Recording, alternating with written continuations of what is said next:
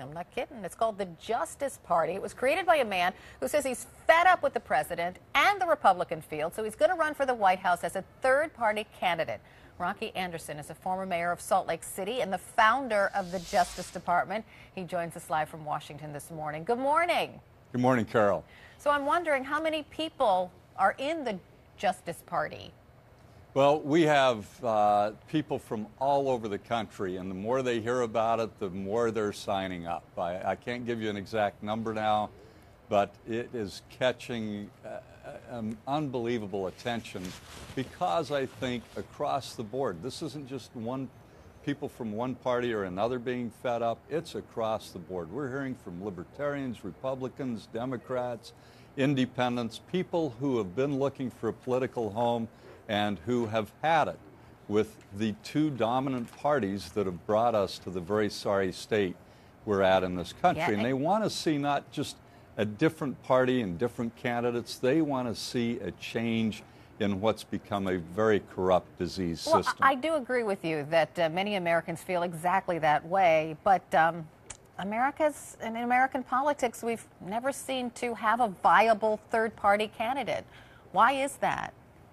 I think that there's this fear of being a spoiler, so that people end up voting for what they consider to be the lesser of two evils, rather than rising to the occasion. And I think that we have very unique circumstances now, and I think it's reflected by the Occupy movement. I think it's reflected by the polls.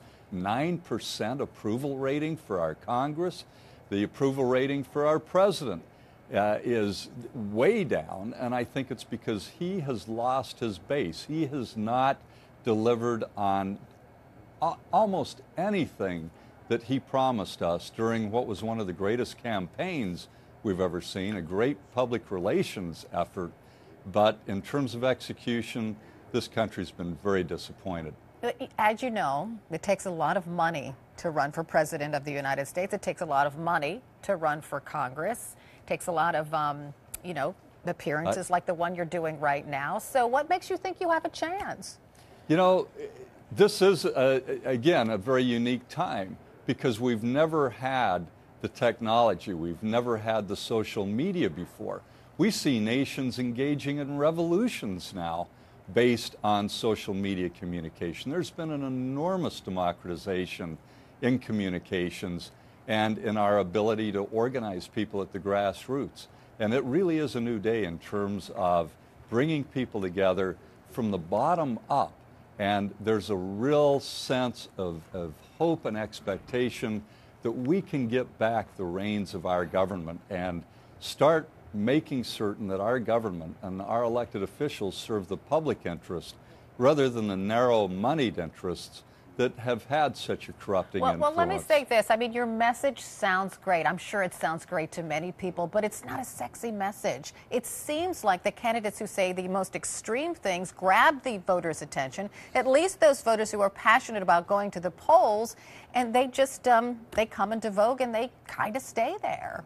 Well, it certainly resonates with people. The things we're talking about are majority issues, but the people of this country aren't seeing our Congress or our president deliver. Why did we see the economic meltdown? Why did we see deregulation that led to the catastrophic economic situation in this country? It's because of the corrupting influence of money in our system.